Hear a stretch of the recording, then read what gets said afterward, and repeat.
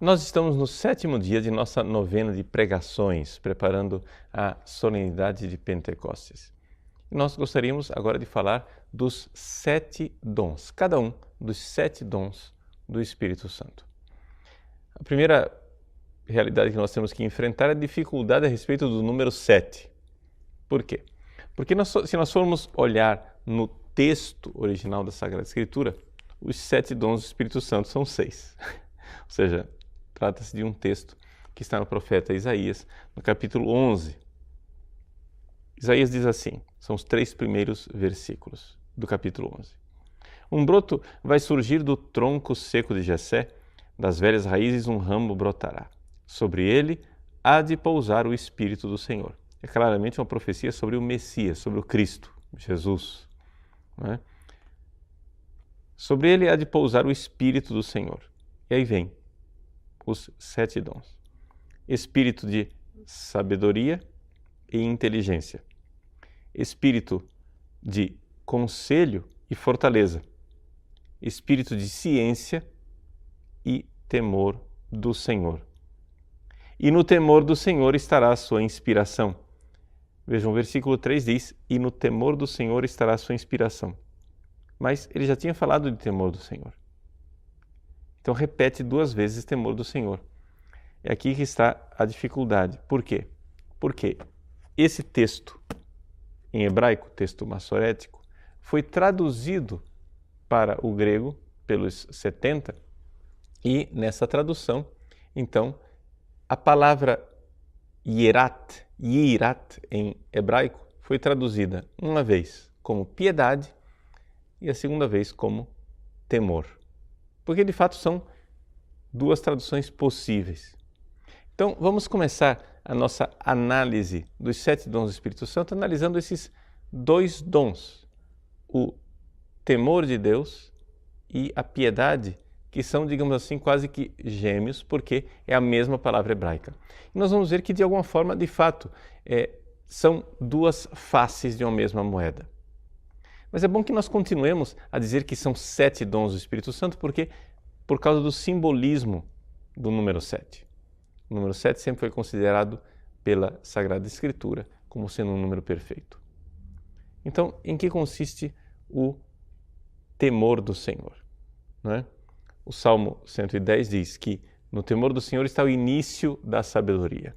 Então poderíamos dizer que nos 7 dons do Espírito Santo existe uma progressão. O mais básico, o inicial, o primeiro deles é o temor do Senhor. E aquele mais elevado, superior, é a sabedoria. E então poderíamos dizer que esta lista do profeta Isaías é uma lista também que segue uma hierarquia. Isaías começa a falar do mais alto, sabedoria. Aí vai baixando, entendimento ou inteligência, e então até chegar finalmente ao último, que é o temor do Senhor. Nós iremos seguir a ordem inversa, que é a ordem da progressão, ou seja, vamos como é que a gente começa e vai até o fim. Bom, o temor do Senhor é o início da sabedoria. Em que consiste esse temor do Senhor? Primeira coisa, no que é que ele não é. Existe um temor mundano. O temor mundano é aquilo que geralmente guia a ação dos pecadores. Eles têm medo de não serem aprovados. Eles querem o aplauso da multidão. É aquilo que nós chamamos de o pecado do respeito humano. Esse é o temor mundano. Ou seja, você tem medo de enfrentar as pessoas e fazer a vontade de Deus. Você não quer a desaprovação. Você sabe que se você tirar o seu terço na frente dos outros e começar a rezar o texto, você vai receber chacotas. Esse é um temor mundano. Isso não tem nada a ver com o dom do Espírito Santo, porque é um pecado. Também o temor do Senhor não é o que nós chamamos de temor servil. O temor servil consiste no medo do inferno, não é? Em que os pecadores se convertem porque não querem arder no fogo do inferno.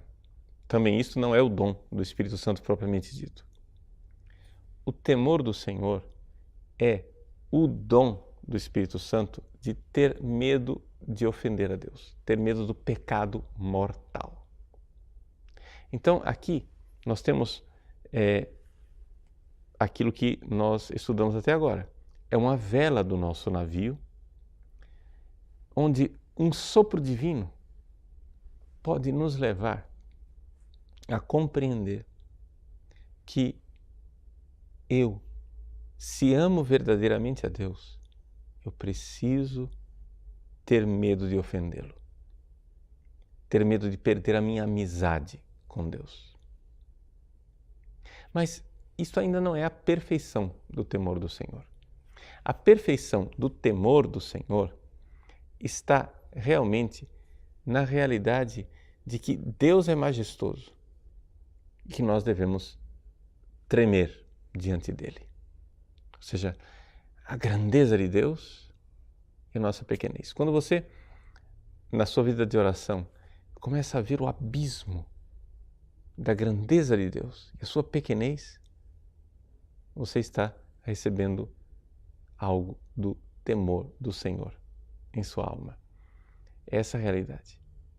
Lembre-se que o profeta Isaías coloca estes 7 dons como qualidades do Messias, qualidades do Cristo. Por isso essas 7 realidades devem ser encontradas em Jesus. Jesus não tinha medo de ofender a Deus porque ele sabia que não ia ofender a Deus. Mas no homem Jesus, ou seja, Jesus é o Filho de Deus, ele é divino, mas ele se fez homem. No coração do Cristo, ou seja, do Messias, do homem ungido por Deus, havia sim um temor, um tremor diante da majestade divina, porque ele sabia a sua pequenez. O próprio Jesus diz isso no Evangelho de João, quando ele diz: o Pai é maior do que eu. Ali não é a segunda pessoa da Santíssima Trindade, que é igual ao Pai, que está falando. Ele está falando enquanto homem. É o dom do temor do Senhor. A pequenez da humanidade diante da grandeza de Deus. Então é esse temor filial. Eu sei que eu sou filho, mas esta minha filiação diante da minha humanidade, diante da grandeza do Pai, sabe adorá-lo e sabe glorificá-lo. O homem, Jesus, adorava a Deus. Então, este é o dom do temor do Senhor. Agora, esta realidade do temor filial pode se manifestar num outro aspecto, que é o dom da piedade. O dom da piedade é propriamente filial, recebe o nome de filho. Um filho tem piedade para com o pai, a piedade filial, ou seja, esta devoção para com o pai. E isso estava também no coração de Cristo. Pois bem, esta devoção, ela se manifesta também quando nós nos dispomos a passar pelo vale da sombra da morte, ou seja, pela aridez de nossa vida espiritual e não desistimos de Deus. Quando você, no meio de tantas dificuldades da sua vida espiritual, na aridez, na noite escura dos sentidos, você diz: não, Ele está comigo, Ele é meu Pai, Ele não me abandona. Esta qualidade está também no Cristo. O Cristo que se dispõe piedosamente, ou seja, filialmente, a estar com o Pai. Então, são 2 aspectos da mesma realidade, mas são bem distintos. Não é? É sempre um coração de filho. O temor filial que sabe adorar, mas também o coração filial que sabe confiar, mesmo no meio da tempestade e da provação.